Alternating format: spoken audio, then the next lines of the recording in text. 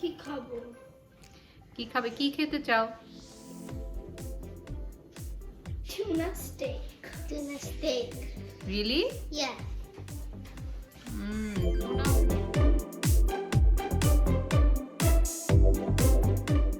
কি করে দিতে পারি, বেশিক্ষণ লাগবে না করতে। হ্যালো এভরিওয়ান, আসসালামু আলাইকুম সবাইকে। কেমন আছেন আপনারা?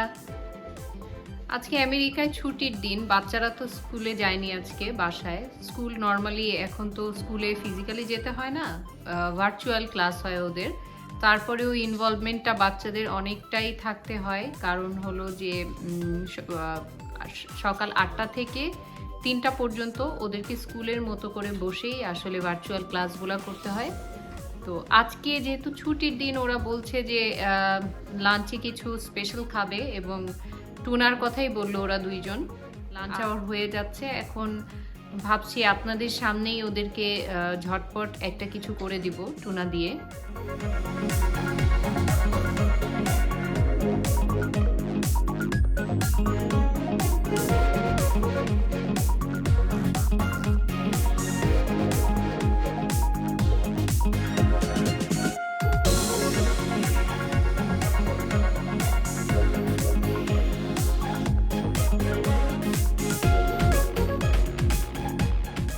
আসসালামু আলাইকুম, আশা করি সবাই ভালো আছেন। বাচ্চারা আজকে নাকি টুনা স্টেক খাবে, টুকটাক জিনিস লাগবে, তো আমাকে দায়িত্ব দেওয়া হয়েছে কিছু কিনে নিয়ে আসার জন্য। দোকানে যাব এখন, কি একটু টুনার স্টেক পাওয়া যায় ওটা কিনে আনবো, আর টুকটাক যা লাগে। বাইরে যাওয়া তো সহজ না, ঠান্ডা বাইরে। বাইরে যাওয়া মানে হচ্ছে কি যাবতীয় এরকম কাপড় চোপড় পরে, তুই এখন হাতে গ্লাভস, মাথায় টুপি লাগে না, একটু ঠান্ডাটা কম। তারপরেও জ্যাকেট ট্যাকেট পরে একটা প্রিপারেশন নিয়ে যেতে হয়, এমনি এমনি যাওয়া যায় না, বেশ ভালোই ঠান্ডা বাইরে। তো যাই আগে। বাইরে চমৎকার রোদ আজকে, ঠান্ডা যদিও কিন্তু ভালোই রোদ, খুবই সুন্দর কড়া রোদের আলো। মানুষজন ঠিকই ঘুরতেছে, মানুষজন সে যে মানে ঠান্ডা যেহেতু, সবাই প্রপার প্রোটেকশন নিয়ে ঠিকই বের হয়ে গেছে, হাঁটে, কুকুরকে হাঁটায়, সবই করে। আসলে ঠান্ডার জন্য তার ঘরে বসে থাকলে হয় না, সবই চলে। তার গাছে কোনো পাতা নাই যদিও, সব গাছের পাতা পড়ে গেছে বেশিরভাগই। আকাশ একদম ঝকঝকা নীল একদম। আমার কাছে সবসময় মনে হয় এই দেশে আকাশটা অনেক কাছে। দেখেন মেঘটা মনে হয় কত কাছে, একদম মনে হচ্ছে বাসার উপরে মেঘটা, এবং খুবই মনে হাত দিলেই ছোঁয়া যাবে, এত কাছে লাগে। চলে আসছি দোকানে, বাসার কাছেই একদম। কলা নিলাম, শশা, পানি নিতে হবে, দুধ নিতে হবে, ডিম নিতে হবে।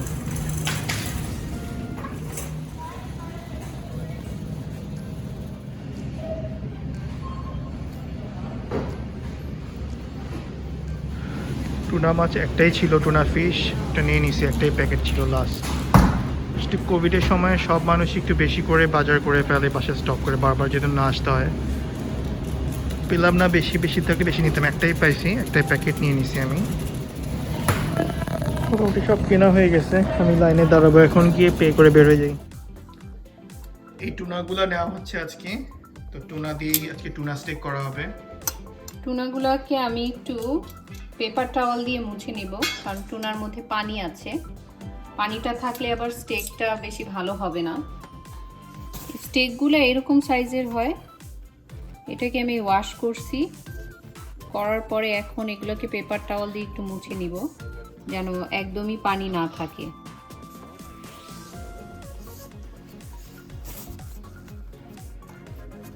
আলদি থেকে কেনা এগুলো, এগুলো আহিয়া টুনা বলে এগুলোকে। ফ্রোজেন হিসেবে থাকে, ফ্রোজেন হিসেবে থাকে, এবং এগুলো সুশি গ্রেডেড টুনা। তো এটাই আমরা সবসময় কিনি, এটা থিকনেসটা একদম পারফেক্ট এরকম। আর বাচ্চাদের জন্য পোষণটাও ঠিক আছে আমার মনে হয়, দেখে একদম মনে হচ্ছে না মাংসের টুকরা। টুনাটার উপরে আমি লবণ দিচ্ছি, এটা দিচ্ছি সামান্য একটু অনিয়ন পাউডার,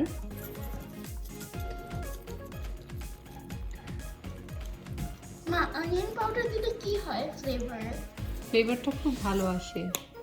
এখন দিচ্ছি গার্লিক পাউডার,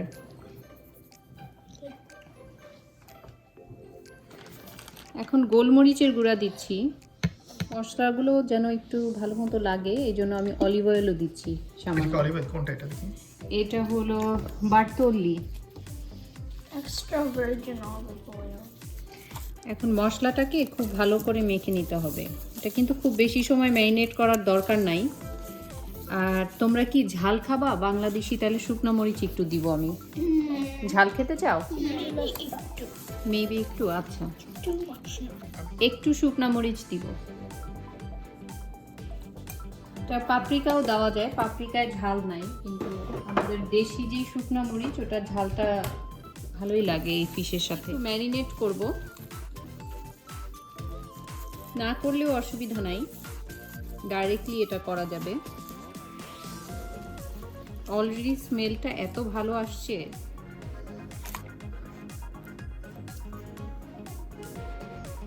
প্যানটা অনেক গরম, প্যানের মধ্যে আমি একটু বাটার দিচ্ছি।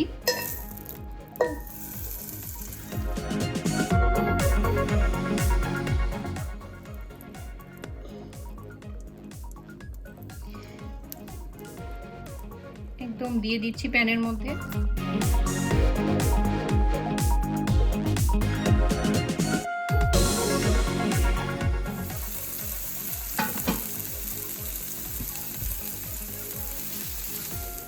অবশ্যই গরম প্যানের মধ্যে স্টেকটাকে দিতে হবে, কারণ না হলে যদি প্যানটা ইনাফ হট না থাকে তাহলে সব পানিগুলা জুসগুলা বের হয়ে যাবে, স্টেকটা খুবই ড্রাই লাগবে খেতে এবং খেতে মজাও হবে না।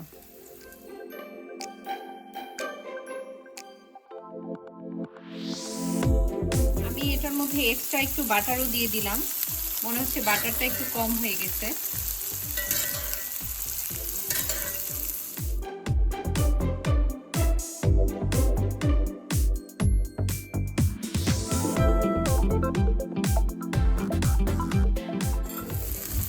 এই দেখো কেকটা কিন্তু হয়ে গেছে। এই সাইডটা আমি কিভাবে বুঝলাম? এটা এই যে সাদা হয়ে গেছে,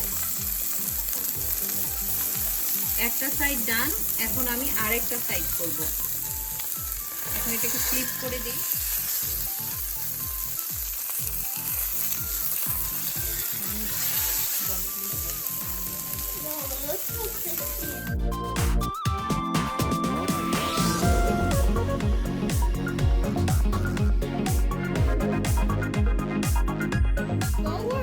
আমরা চানাচুর খাচ্ছি। এই বক্সটা ট্রেল মিক্স বলে, কিন্তু অ্যাকচুয়ালি এখানে আমরা চানাচুর রাখি রিউজ করতে। আর এই যে হচ্ছে চানাচুরটা, it's kind of spicy but it's good. মজার চানাচুরটা, এটা যে বাংলাদেশি রুচি চানাচুর। এই খুলো দেখি, এটা রুচি বারবিকিউ চানাচুরটা। এটা বাংলাদেশি দোকান থেকে আমরা নিয়ে আসি, খুবই মজার। আর বেশিক্ষণ লাগবে না, হয়ে গেছে মনে হয়। ওই সাইডটা হোক।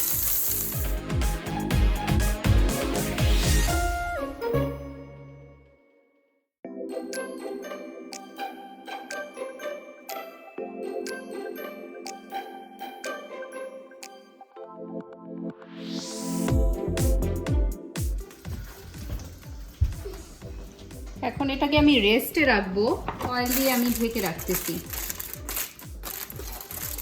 তাহলে জুসটা একদম ইনট্যাক্ট থাকবে আর এটা খুব ময়েস্টও হবে। 3 ধরনের বেল পেপার আছে এটার মধ্যে, আর পেঁয়াজ কুচি করা, এটা ফ্রোজেন নিয়েছি। এটা আমি আসলে অ্যাজ এ ভেজিটেবল ওদেরকে সাইড হিসেবে দিব। এই সেম প্যানের মধ্যে আমি যে ফ্রোজেন যে সবজিটা সেটা দিয়ে দিচ্ছি।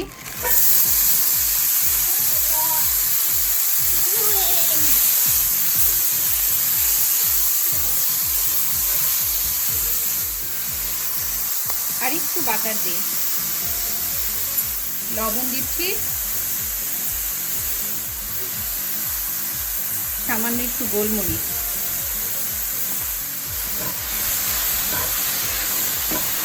এটাও একই রকম, হিটটা একটু বাড়ানো থাকবে। আর হলো খুব বেশিক্ষণ কুক করা যাবে না, কারণ তাহলে পানি টানি বের হয়ে সব ফ্লেভারগুলো নষ্ট হয়ে যাবে। Pretty much done. ইয়া অলমোস্ট। কালারটা খুবই সুন্দর আছে, এটা কাছে থেকে ক্লোজ আপ দেখো। It doesn't take that long, take as much time, does it? See?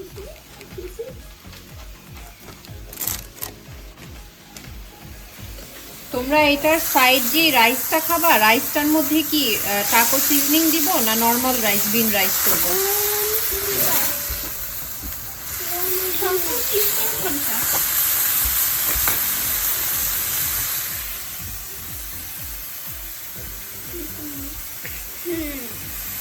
দুটো নিতে পারি না, একটা বেশ।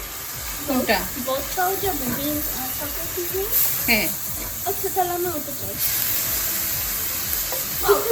ওটা ফ্রাইড রাইস চাই না, ফ্রাইড রাইস। তাহলে হোয়াইটই রাখি রাইসটা। হ্যাঁ, ভেজিটেবলটা হয়ে গেছে।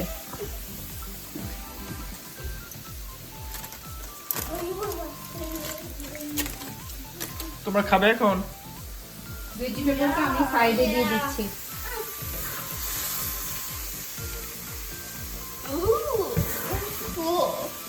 গন্ধ যা বেরোইছে না, এইসব রান্না করতে গেলে সবাই হাংরি হয়ে যায় মজার গন্ধে। না পুরো রেস্টুরেন্টের গন্ধ বেরোইছে আসলে, Kind of. Right? Yeah. Smells like butter. And looks good too. Smoke alarm. Mummy's kitchen, right? আচ্ছা, আমি এখন ওদের জন্য রাইসটা করে ফেলি। তো অলিভ অয়েল দিচ্ছি সামান্য একটু। ওইখানে রাইসটা আগেই করে রাখছিল, এই রাইসটা দিয়ে করা হবে বাকিটা। বাসমতি রাইসই নিলাম আমি, আর অন্য কোনো রাইস নেই নাই। আমাদের রেগুলার খাওয়ার যে বাসমতি রাইস সেটাই। কিন্তু আমরা any other rice use করতে পারবো, right? হ্যাঁ, যে কোনো রাইস ইউজ করা যাবে। আচ্ছা, এখানে আমি একটা টাকো সিজনিং দিব রাইসটার মধ্যে। এগুলো পাওয়া যায় প্যাকেটে। এটার মধ্যে সব ঝাল, মরিচ, লবণ সব কিছু দেওয়া, সব ধরনের স্পাইসেস দেওয়াই আছে। সিজনিংটা দিয়ে সাথে একটু হোয়াইট বিন দিব। বিনটা আমি আগে থেকে সিদ্ধ করে রাখছিলাম। যে কোনো ধরনের বিন আপনারা ইউজ করতে পারেন।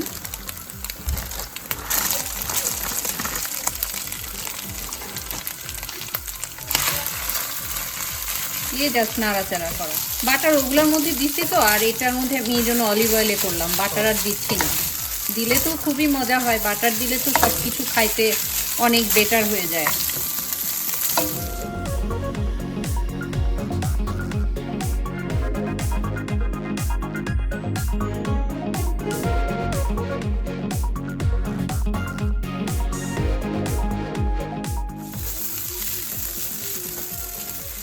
আর যদি টাকো সিজনিং কারো বাসায় না থাকে, তাহলে অনিয়ন পাউডার, গার্লিক পাউডার, একটু শুকনা মরিচের গুঁড়া, এগুলো দিয়েও নিজেরা ঘরে যেই মশলা আছে সেটা দিয়ে করা যাবে। চেহারাটা সুন্দর হয়ে গেল সিজনিংটা দিয়ে। সিজনিংটা খুব ভালোই লাগে, এটা দিয়ে টাকো রাইস করি মাঝে মাঝে কিমা টিমা দিয়ে, তখনও খুব মজা লাগে। হয়ে গেছে কুইকলি আমাদের মিল রেডি। এই কর্নারে এখানে রাইসটা দিব। একটা কাজ করি, এগুলোকে কর্নারে নিয়ে যাই, সাইডে নিয়ে যাই। আসলে ডেকোরেশন একটা বড় ব্যাপার, খাওয়ার পরে মানে খাওয়ার আগে ডেকোরেশনটাও প্রেজেন্টেশনটাও অনেক নাইস বিগ থিং। ভালো মতো প্রেজেন্টেশন না হলে আবার সবার খাওয়ার আগ্রহ আসে না। এটাকে একটু ঢেকে দিলাম, আমি চাচ্ছি না যে স্মোকটা বের হয়ে যায়।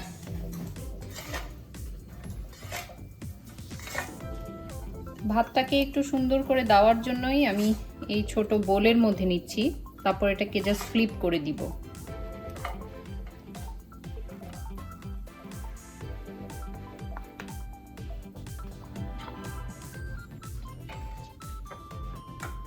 এটার সাথে চাইলে তো সালাদ টালাদ অনেক কিছুই দেওয়া যায়।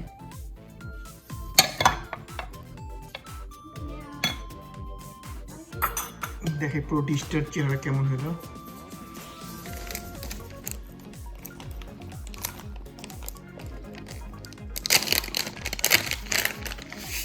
হয়ে গেছে, এখন খালি একটু সাদা তিল দিয়ে দিচ্ছি উপর দিয়ে ডেকোরেশন করার জন্য।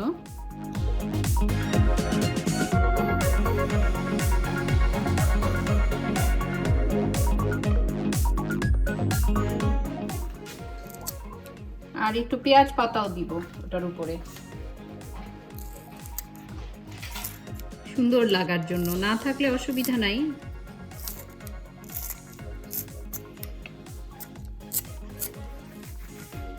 এই মিলটা রেডি করতে আমার 30 মিনিটসও লাগলো না, হয়ে গেছে রেডি। খুবই সুন্দর চেহারা হয়েছে। দাঁড়া একটু কুকের চেহারাও তুলে দিই। Thank you, very nice. এখন তো ভিডিওর জন্য ছবি তোলা হচ্ছে। এই পার্টটাতে খুব বেশি মনোযোগ দেখতেছি। দেখতে খুব সুন্দর হয়েছে জিনিসটা।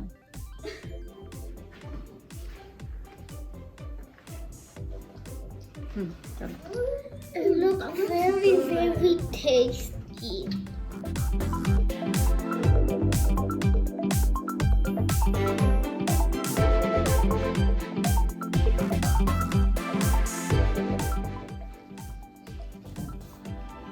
ছবি তুলতে তুলতে কিন্তু ঠান্ডা হয়ে যাচ্ছে এটা। এখন খাওয়ার সময়।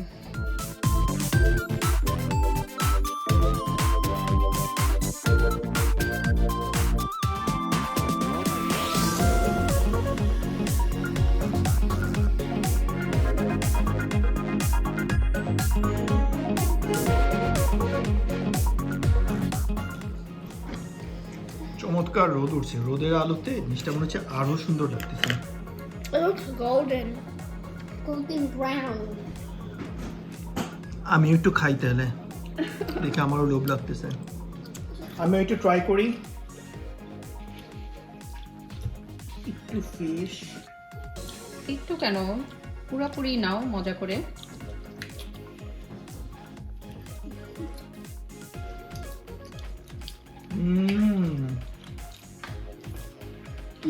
Good. The veggies.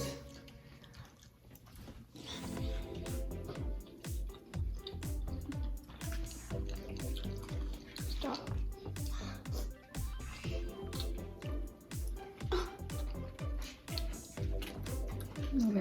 ভেজিসটা খুবই মজা।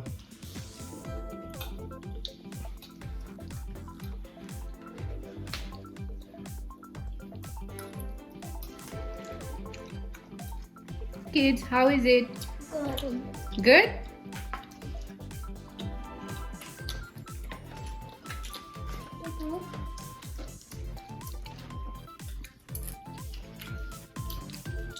Thums up. আপনারাও কিন্তু ভিডিওতে থামস আপ দিতে, লাইক করতে ভুলবেন না। ভালো থাকবেন সবাই।